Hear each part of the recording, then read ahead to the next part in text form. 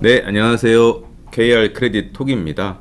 오늘은 4월 그리고 1분기 실적이 발표된 5월 중순까지의 내용으로 준비를 했습니다. 먼저 주요 등급 변동부터 보시겠습니다.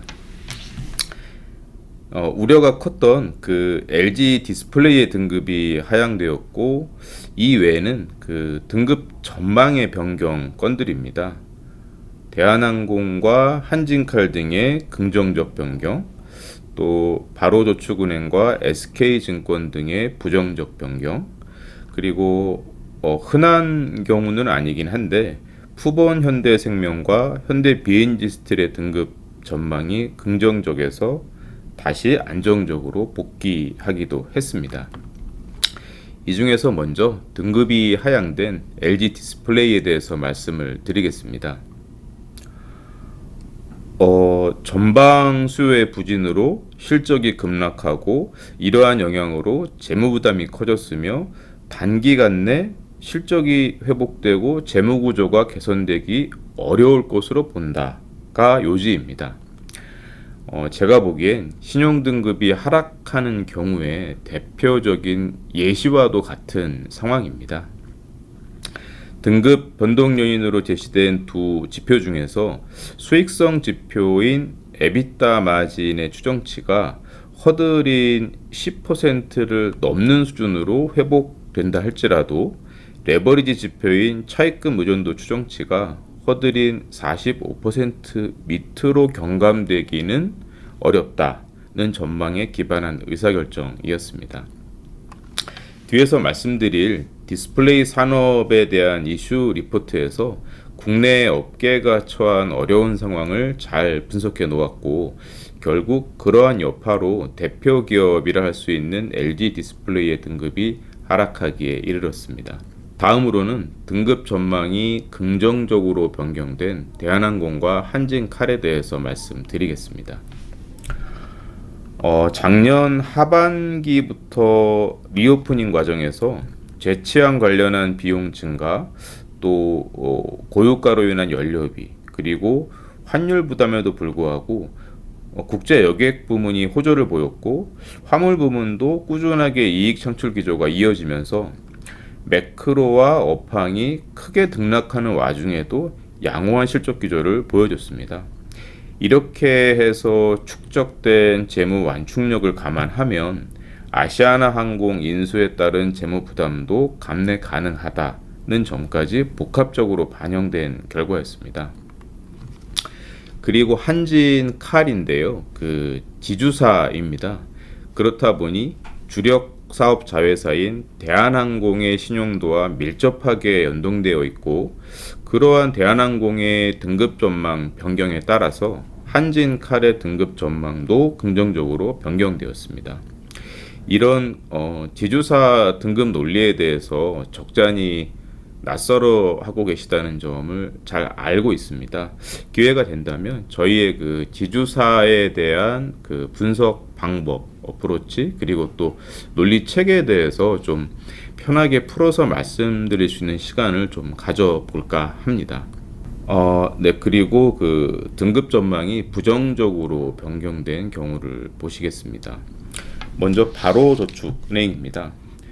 좋지 않은 업황에서 수익성 또 재무 건전성이 저하되면서 건전성에 대한 관리 부담이 증가한 점, 그리고 또 과중한 브릿지론 규모를 감안할 때 이 부동산 경기 저하에 따른 그 부실 가능성에 크게 노출된 점이 반영된 결과입니다. 그렇다 보니 첫 번째 등급 변동 요인으로 브릿지론을 포함한 부동산 관련 익스포저의 부실 위험 확대가 제시된 점이 좀 눈에 띄는 대목입니다. 이어서 역시 금융사인 SK증권입니다. 높은 고정비 비중, 그리고 또 비경상 비용 부담으로 인해서 부진한 수익성이 지속되고 있고, 시장 지위 또한 저하된 수준에 머물고 있는 점, 그리고 지분 투자와 우발 채무 확대로 자본 적정성이 저하된 가운데 PF 익스포저 관련한 건전성 관리 부담이 상존하고 있는 점 등을 반영한 결과이고요. 그 전반적인 프레임이 앞서 언급했던 바로저축은행과 크게 다르지는 않은 모습입니다. 마지막으로 대상입니다. 원가 부담 확대. 네, 이 음식료 업체들의 원가가 많이 올랐다는 점은 잘 알고 계실 거고요. 이로 인해서 수익성이 저하된 점, 또 운전 자본과 설비 투자 부담 등으로 재무 부담이 가중된 점, 이러한 부분에 대해서 추가적인 모니터링이 좀 필요하다는 점 등이 반영된 결과이고요. 하향 변동 요인으로 제시된 두 지표 중에서 일단 수익성 지표인 에비타 마진이 허들인 8%에 미치지 못하는 반면에 커버리지 지표인 순차익금 에비타는 허들인 3.5배를 넘지는 않을 것으로 추정이 되었습니다. 면밀한 모니터링이 필요해 보이는 경우로 보여집니다. 네, 그 다음은 그간에 있었던 그 주요 리서치에 대한 말씀을 좀 드리겠습니다. 이슈 리포트가 4건 발간이 되었고요. 업종별로는 해운, 은행, 디스플레이, PF 리스크에 대한 리포트가 있었습니다. 그리고 또 코멘트로는 저희가 2건이 있었는데 많이 관심을 갖고 계신 SK 하이닉스의 1분기 잠정 실적에 대한 코멘트, 그리고 또 HD 현대중공업의 하자 배상 비용 발생에 대한 내용이 있었습니다. 이 중에서 해운, 디스플레이, 그리고 PF 리스크에 대한 리포트에 대해서 좀 짚어보겠습니다. 먼저 해운업 리포트 말씀드리겠습니다. 아시겠지만 한때 이 해운업은 그 선봉량으로 표현되는 공급의 과잉으로 인해서 크게 홍역을 치렀던 산업입니다. 그러다가 이 팬데믹 기간 중에 예상치 못한 공급망 경색으로 시황이 고공행진을 이어왔는데, 이제는 그 공급망 경색이 상당히 해소되면서 여전히 펀더멘털리 여전히 과한 수준의 선봉량이 운임지수를 다시 끌어내리다 보니 결국 시황이 피크 아웃하면서 다운 사이클에 진입하고 있다는 분석입니다. 이런 전체적인 그 다운 사이클 업황 진입에 대한 분석이지만 선종별 수급 전망은 또 상이하다고 언급을 하고 있는데요. 부문별로 보면 컨테이너 부정적, 건화물 다소 부정적, 탱커 긍정적, 이렇게 좀 나누어서 보고 있습니다. 눈에 띄는 이 탱커의 경우에는 러시아 우크라이나 전쟁에 따른 여전한 원거리 항로의 이용, 또 중국 리오프닝으로 인한 수요 회복세, 그리고 또 무엇보다 지난 3월 말 기준으로 봤을 때 선봉량 대비 발주 잔고, 여기서 이제 말씀드리는 선봉량은 현재 시점의 캐파 개념이고요. 발주 잔고라고 하는 건 이제 미래의 그 캐파의 증분이 되겠죠. 이 선봉량 대비 발주 잔고가 역대 최저치, 대략 4%가 안 되는 수준에 머물고 있어서 이런 점들을 복합적으로 감안하면 전반적인 다운사이클 와중에도 탱커선 부문의 수급 전망은 긍정적이다, 이렇게 보고 있습니다. 그리고 또 관심을 좀 갖고 계신 이 올해부터의 이 해운업에 대한 환경 규제 시행으로 일정 부분 공급 조절 효과가 기대되긴 하지만 다운사이클에 진입하고 있는 시황을 반전시키기에는 역부족으로 보인다라는 분석이고요. 그리고 또 하나 이 해운업의 좀 특징적인 부분인데, 이제 얼라이언스라고 하는 부분 아실 겁니다. 머스크와 MSC로 대표되는 이 얼라이언스 체제의 재편 가능성이 높아지고 있어서 이러한 재편의 가능성은 과거에 업계 내에서 이 얼라이언스를 중심으로 해서 기능을 발휘했던 그 자체적인 공급 조절 기능, 이런 부분들을 약화시킬 수 있다 보니 컨테이너선 시장의 잠재적 위험 요인이 될 수 있다라는 점도 짚어주고 있고요. 이렇게 업황에 대한 전망은 대체로 부정적이긴 한데 국내 해운사에 대한 크레딧 뷰는 그렇게 나쁘게 보고 있지는 않습니다. 이유는 이게 업황에 대한 대응력이 상당히 제고되어 있다라는 거고요.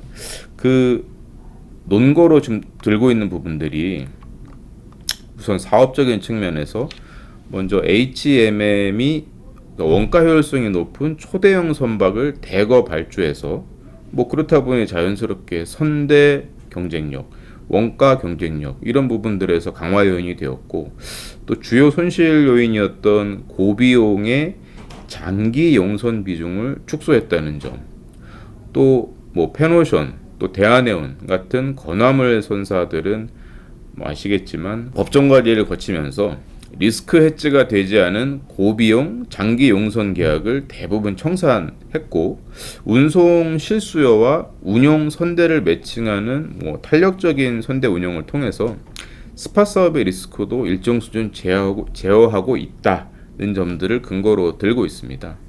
또 이런 사업적 측면의 변화와 더불어서 재무적인 측면에서도 과거 불황기에 이제 그 기업 회생 등 구조 조정을 통해서 부실이 상당 부분 정리됐고, 마침 그 뒤에 이어진 팬데믹 호황기에 초과이익을 창출하면서 이렇게 창출된 초과이익들이 충분한 재무 완충력의 확보로 이어졌다는 점이죠.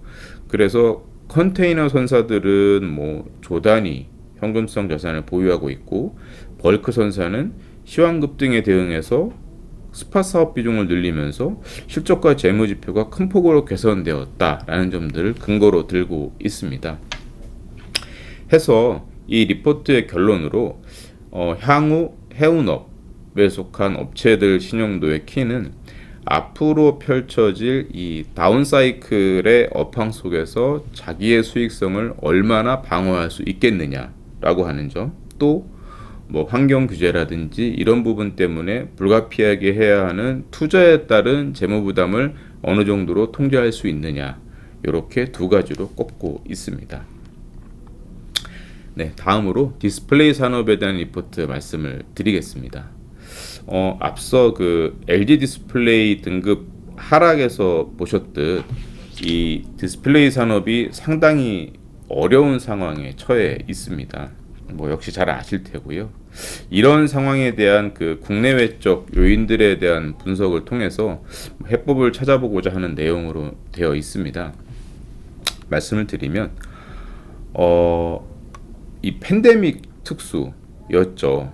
팬데믹 특수의 둔화, 또 이제 그 같이 찾아온 경기 침체 우려 때문에 이 수요가 빠르게 위축됐고, 21년 하반기 이후 LCD TV 시장을 시작으로 해서 패널 수급이 굉장히 빠르게 안 좋아졌습니다.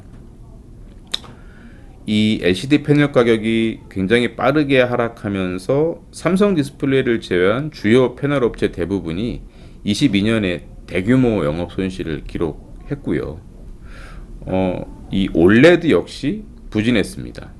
올레드 TV는 주요 시장인 유럽 등 선진 시장 경기 부진으로 역시 수요가 빠르게 감소했고, 22년의 스마트폰 출하량이 최근 10년 내 최저치였습니다. 패널 업체들의 적극적인 가동률 하향, 다운사이징, 또 세트 업계의 재고 부담 완화에도 불구하고 여전히 수요 회복의 모멘텀은 제한적인 상황이어서 앞으로 패널 수급과 이 판가의 개선 내지 회복의 폭은 제한적일 것으로 보고 있습니다. 그러면서 좀 이렇게 차별화 포인트고 짚어주고 있는 부분들은 올레드 생태계라고 하는 부분인데요. 이렇게 좀 어려운 여건에서도 올레드 생태계는 계속해서 확대되고 있다라는 진단을 하고 있는데, 이 팬데믹 이후에 촉발된 비대면 트렌드가 이 세트 제품 전반에 걸쳐서 고화질 또는 다양한 폼팩터 적용이 가능한 이 올레드 수요를 꾸준히 자극하고 있고, 스마트폰 역시도 수년 전부터 최상위 업체들이 자사 제품에 올레드를 적용하면서 이 올레드 채용률이 많이 올라왔고 지금도 계속 이제 올라가고 있다라는 점. 그리고 이런 스마트폰 외의 세트 제품은 아직은 올레드 채용률이 10% 미만으로 낮은 편이지만 뭐 애플을 비롯한 뭐 글로벌 메이커들이 계속 올레드 기반의 제품 라인업 확대를 발표하고 있어서 성장 가능성을 높게 보고 있습니다. 이렇다 보니 이 수요 회복이 지연되는 전반적인 상황에서 패널 업체들에게는 올레드 시장 확대가 유일한 돌파구 아니겠냐라고 보고 있습니다.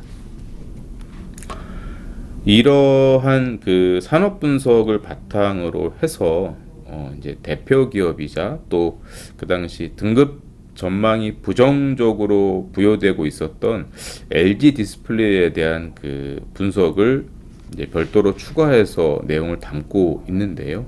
결국 핵심은 저조한 실적과 높은 재무 부담이 지속됨에 따라서 신용도의 방향성 전환이 어려울 것으로 판단된다라는 내용이었습니다.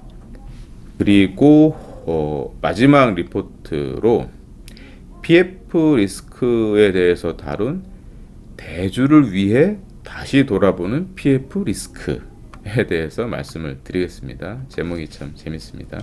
네, 잘 아시는 것처럼 이 부동산 PF 리스크는 작년 하반기부터 불거지기 시작해서 아직까지도 시장의 대표적인 잠재 불안 요인으로 자리하고 있습니다. 근본 리포트에서는 이 금융업권을 증권, 캐피탈, 저축은행 이렇게 세 업권으로 대별을 하고 부동산 PF 관련한 상대적인 업권 간의 위험 수준을 비교 분석했는데 측정의 기준은 사업의 진행 단계에 따라서 총 5가지를 적용했습니다. 첫째는 당연하겠지만 부동산 지원책과 금융 완화책 등의 정부 정책. 둘째는 사업 초기 단계에서의 실질적인 브릿지론의 규모와 비중. 셋째는 사업 진행 단계에서의 처분 가능한 상태의 담보 가치를 지닌 부동산을 확보할 수 있느냐 하는 준공 위험. 넷째는 착공 및 분양 중인 사업장의 입주 위험. 다섯째는 후순위 투입 대비 가격 적정성을 의미하는 STB 지표를 활용한 최종 사업성과 회수 안정성. 이렇게 5가지의 측정 기준을 토대로 분석을 했고요. 결과는 이렇습니다. 우선 그 의미 있는 부분 중심으로 말씀을 드리면 저축은행 업권이 자기 자본 대비 PF 규모가 가장 크고 특히 브릿지론 비중이 과도하다. 그리고 본 PF 현장 중 준공 위험은 저축은행, 캐피탈, 증권업권 순으로 높게 분석된다. 그리고 입주 위험의 경우 업권 간의 유의한 차별성은 없는 것으로 나타났다. 마지막으로 본 PF의 STB 즉 가격 적정성과 회수 안정성은 저축은행이 유리하나 요의성 검증은 필요하다. 입니다. 그래서 이 리포트의 최종 결론은 던지고자 하는 메시지는 이 부동산 PF 리스크가 가장 큰 금융업권은 저축은행으로 판단된다라는 것입니다. 이 PF 리스크에 대해서는 너무 늦지 않은 시기에 후속 리포트를 통해서 다시 말씀드릴 기회가 있을 겁니다. 마지막으로 시장에서 접수되었던 그 주요 질문들을 좀 보겠습니다. 개별 기업으로는 그 등급 전망이 부정적으로 부여되어 있는 롯데케미칼의 등급 방향성에 대한 문의가 가장 많았습니다. 아울러 이 롯데케미칼의 정기평가 시기에 대한 문의도 많이 주셨는데요. 다수 계열사와 관련된 부분들이 있다 보니 가장 많은 관심을 갖고 계신 업체라는 점을 알고 있습니다. 저희가 그 지난 3월 말에 그 오픈 세미나에서도 롯데케미칼의 등급 방향성에 대한 답변을 드린 바가 있습니다. 그리고 이제 올해 1분기 실적이 추가로 공시되었기 때문에 이 1분기 실적까지를 토대로 해서 6월 말까지의 기간 동안에 정기평가를 통해 등급에 대한 재검토가 이루어지게 될 터이니 조금 더 기다려 주시기를 좀 바라겠습니다. 아울러 SK 하이닉스의 등급 방향성, 특히 장기, 해외 평가사들은 액션을 이미 했는데 국내사들은 그렇지 않고 장기적으로도 괜찮다고 보세요. 이런 류의 문의도 많이 주셨습니다. 이 역시 3월 말에 오픈 세미나에서 답변을 드리기도 했고, 또 얼마 전 1분기 잠정 실적에 대한 코멘트에서 영업 적자 규모는 저희의 예상에 부합하고 23년 하반기부터 적자 폭의 축소가 전망된다는 점을 말씀드렸습니다. 그리고 그 외 다수 내용들은 전에도 좀 주셨던 내용들이기도 해서 이번에 이렇게 좀 추가로 말씀을 주신 경기 침체 등의 매크로 여건을 감안한 국내 기업들의 신용도 하락 본격화 시기에 대해서 말씀을 좀 드리겠습니다. 질문의 취지는 연초, 작년 연말, 올해 연초에만 하더라도 경기 침체와 고금리로 인해서 전반적인 등급 방향성이 하향 기조일 것으로 보았는데 최근까지의 모습은 꼭 그렇지만은 않다, 의아하다, 이런 배경인 것으로 알고 있습니다. 답변을 드리자면 매크로 여건을 반영하는 전반적인 등급 방향성에 대한 판단이나 가늠은 6월 말까지의 정기평가가 일단락된 이후의 모습으로 보아주십사, 이렇게 말씀을 좀 드리겠습니다. 잘 아시는 것처럼 신평사의 정기평가는 전년도의 결산 실적이 확정되는 3월 말 또는 4월 초부터 6월 말까지의 기간에 이루어지게 됩니다. 연간 실적, 또 경우에 따라서 필요한 경우에는 1분기까지의 실적을 토대로 해서 피평가사와 다양한 형태의 필요 자료에 대한 요청, 또 수령, 또 이어지는 인터뷰와 같은 지난한 과정들을 거치다 보면 6월에, 그것도 6월 중순 이후에 주요 등급 변동건들에 대한 마무리가 이루어지는 경우가 많았었습니다. 이러한 점들을 감안해서 조금 긴 호흡으로 좀 지켜봐 주시기를 부탁드리겠습니다. 네, 저희가 오늘 준비한 내용은 여기까지이고요. 쭉 보셨던 분들은 이제 아시겠지만 오늘 제가 처음부터 지금까지 단기 필마로 달렸습니다. 왜냐하면 제가 좀 불량 욕심을 좀 내고 있고요. 이 욕심이 충족될 때까지는 단기 필마로 한번 가보겠습니다. 네, 편하게 그냥 부드럽게 드린 말씀이고요. 오늘 드렸던 내용들, 또 저희 이제 화면에 나와 있는 부분들에 대해서 질문이 있으시면 댓글로 남겨주셔도 되고, 저희 IS실로 편하게 연락 주시면 언제든지 저희 가능한 선에서 답변을 드리도록 하겠습니다. 네, 그럼 오늘은 이렇게 마무리를 하고 6월 중에는 아마도 외부의 마켓 전문가분을 모시고 또 찾아뵙는 자리가 이어지지 않을까, 그렇게 좀 준비를 하려고 하고 있습니다.